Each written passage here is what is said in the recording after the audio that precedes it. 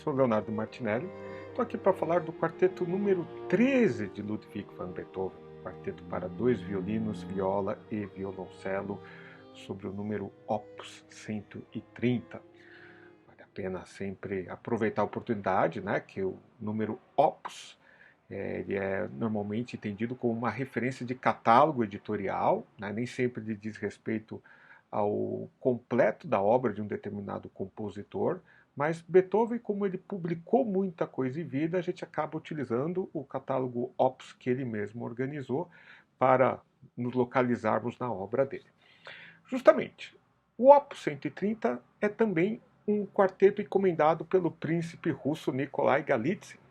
Então esse é um quarteto que aí ele conclui em 1825 e, diferentemente do quarteto número 12, que, como vimos, ele abre a terceira fase da obra de Beethoven do ponto de vista do repertório para quarteto de cordas, e, como abertura, Beethoven ainda se remete, ainda estrutura a peça em 4 movimentos contrastantes, tal como os quartetos de cordas estavam sendo praticados desde o século anterior, desde o século XVIII, né, a partir da própria herança que ele toma de Haydn e de Mozart, e não apenas em 4 movimentos, mas empregando o caráter normalmente esperado em cada um desses movimentos.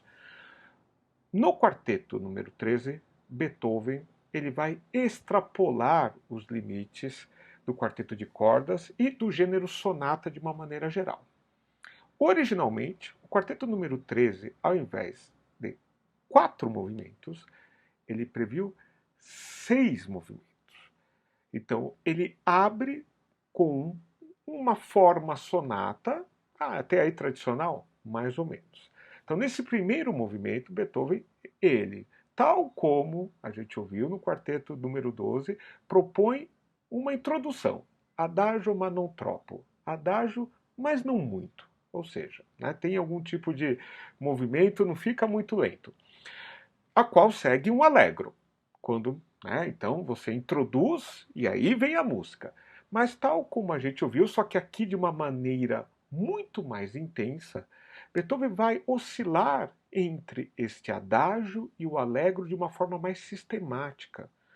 Então, ao ouvir, repara essa coisa, essa sonoridade mais vacilante, como se falasse por reticências, sem a assertividade, aquela objetividade que muitas vezes os quartetos de cordas, por exemplo, os quartetos do próprio Beethoven da primeira e da segunda fase têm. Eles põem o tema, essa é a peça, né, de uma maneira bastante clara. Aqui não. Né? Esse jogo entre as diferentes sonoridades do adágio e do allegro, né, dão um ar bastante característico a esse movimento. O segundo movimento, de novo, mais surpresa. Normalmente, para contrastar com o primeiro movimento, a gênero sonata no quarteto de cordas também prevê um andamento mais lento. Beethoven aqui coloca um presto. E colocar um presto logo depois de um primeiro movimento quase sempre é sinal de que vai ser um scherzo, ou seja, uma brincadeira, né, italiano traduzindo, scherzo é uma brincadeira, e ele adota então aqui a mesma estratégia que ele utilizou na Sinfonia número 9.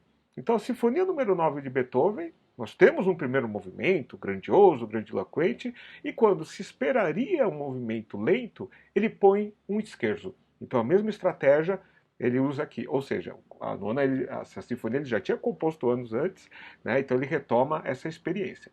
E somente o terceiro movimento é o movimento lento propriamente dito.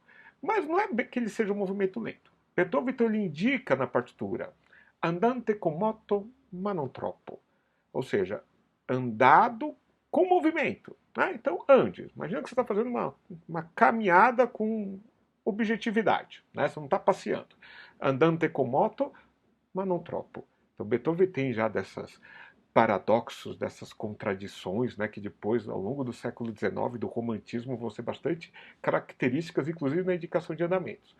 Então, ele coloca o andante no terceiro movimento, coisa que, né, o movimento lento também na nona é o terceiro movimento, só que, logo no primeiro compasso, ele coloca ali uma indicação para o violino, poco scherzoso, ou seja, toque de uma maneira levemente brincalhona. Na verdade, ele não abandona o espírito, a sonoridade do esquerdo do andamento anterior.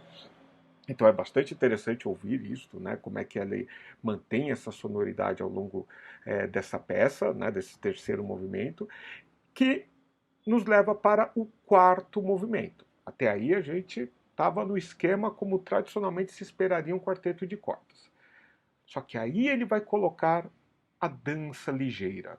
Não vai ser mais o minueto, como tradicionalmente era feito ao longo do século XVIII, mesmo até o início do século XIX.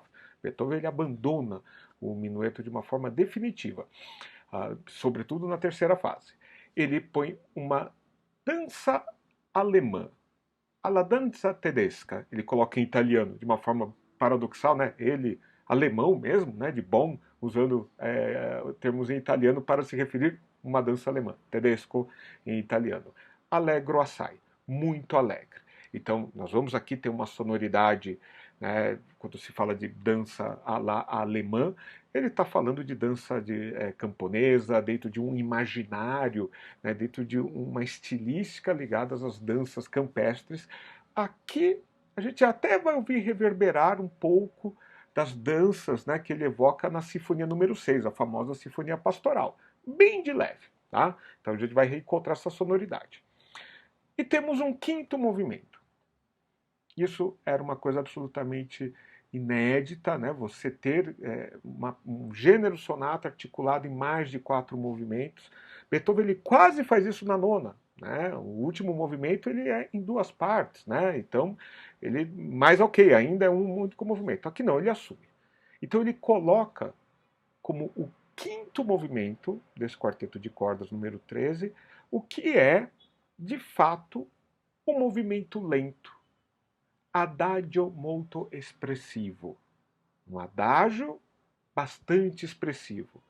Mas ele indica, antes, né, de anotar o afeto, né, que tem essa partitura, que tem esse movimento, ele coloca a indicação cavatina. Cavatina é um termo italiano para se referir a um tipo de canção simples e uma canção, sobretudo, marcada pela não repetição de uma ideia ou de um tema principal, tal como eventualmente algumas áreas de óperas têm sempre algum momento de repetição.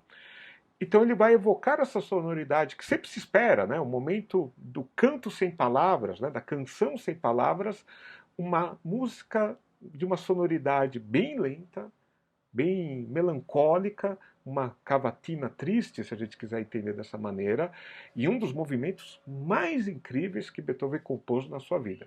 Bastante interessante, atente a essa escuta, a expressividade, o molto expressivo, ele de fato realiza, consegue, faz com sucesso.